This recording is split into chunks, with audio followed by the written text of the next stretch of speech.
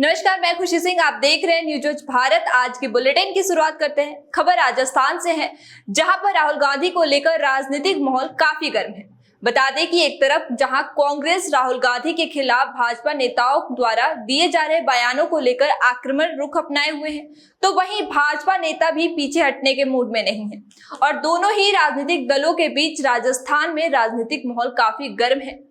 वहीं सीपी जोशी ने कहा कि राहुल गांधी का आधारहीन और देश की छवि को धूमिल करने वाले बयानों को अभिव्यक्ति की आजादी के दायरे में नहीं देखा जा सकता है। ऐसे में ये जरूरी हो जाता है कि राहुल गांधी को नेता विपक्ष जैसे महत्वपूर्ण पदों से इस्तीफा दे देना चाहिए। देखिए, लीडर पोजीशन के नाते राहुल गांधी जब भी विदेश जाते हैं तो हमेशा देश विरोधी ताकतों के साथ खड़े हुए नजर आते हैं। और इस बार तो हद तब हो गई, तब जाति से जाति को, धर्म से धर्म को तोड़ने की बात उन्होंने कही।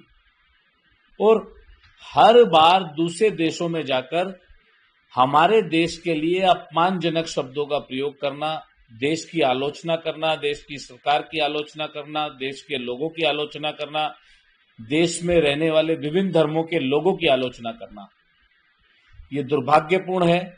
मैंने कल भी कहा कि इनका पासपोर्ट तो रद्द करना ही चाहिए, साथ में इनकी लोकसभा की सदस्यता भी रद्द करनी चाहिए। ऐसे व्यक्ति को देश के नाम से और लीडर पोजीशन के नाम से बाहर जाने का कोई अधिकार नहीं होना चाहिए, जो जाकर दूसरे देशों में हमारे देश का अपमान करने का काम करे। और राहुल गांधी के सदैव स्वभाव में रहा है, इनके परिवार ने इतना लंबा सत्ता का सुख भोगा, उसके बाद भी देश के बारे में इस तरह से बोलने में इन्हें संकोच नहीं होता।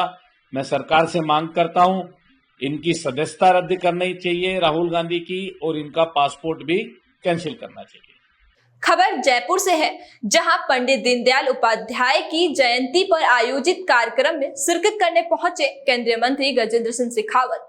वहीं जम्मू कश्मीर में हो रहे मतदान को लेकर मंत्री गजेंद्र सिंह शेखावत ने बयान दिया है कि इस प्रदेश में इस तरह का मतदान होना इस बात का प्रतीक है कि आतंकवाद की जननी धारा 370 की समाप्ति के चलते हुए जम्मू कश्मीर में शांति से एक बार फिर लोकतांत्रिक अवस्था का दौर आया है। आदरणीय सूर्यकांता जी, जिन्होंने लगभग पिछले 50 वर्ष तक जनसंघ से लेकर के भारतीय जनता पार्टी तक की राजनीति के सफर में भारतीय जनता पार्टी के ध्वज को बुलंद किया, भारतीय जनता पार्टी के विचार को नीचे प्रतिपादित किया और ताउम्र भारतीय जनता पार्टी की सक्रिय कार्यकर्ता के नाते काम किया। उम्र के इस पड़ाव में भी निरंतर भारतीय जनता पार्टी के सभी कार्यक्रमों में सक्रिय रहकर कार्यकर्ताओं के साथ अपने पारिवारिक संबंध बनाए के रखते हुए उन्होंने 6 बार राजस्थान की विधानसभा में जोधपुर और बाद में 4 बार जोधपुर और 2 बार सूरसागर क्षेत्र का प्रतिनिधित्व किया। सूर्यकांता जी का जाना, जो कि जीजी के नाम से प्रसिद्ध थी, हम सब भारतीय जनता पार्टी के कार्यकर्ताओं के लिए अपूर्णीय क्षति है।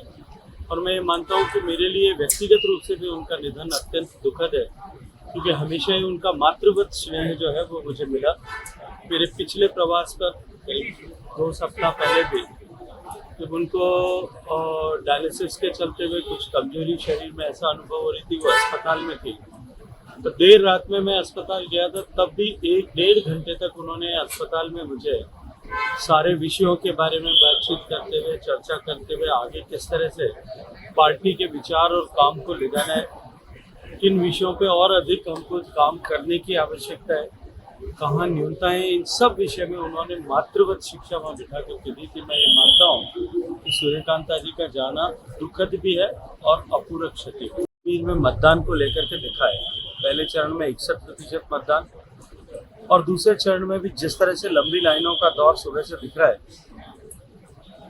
एक बात तो स्पष्ट हो गई कि एक ऐसा प्रदेश जिसमें मतदान आतंकवादियों की धमकियों के चलते हुए सिंगल डिजिट में हुआ करता था, उस प्रदेश में इस तरह से मतदान होना इस बात का परिचय है कि आतंकवाद का दौर समाप्त हुआ है और आतंकवाद के दौर की जननी धारा 370 की समाप्ति के चलते हुए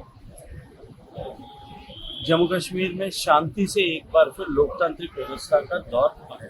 इस बुलेटिन में इतना ही। आगे खबरों के लिए देखते रहिए न्यूज भारत।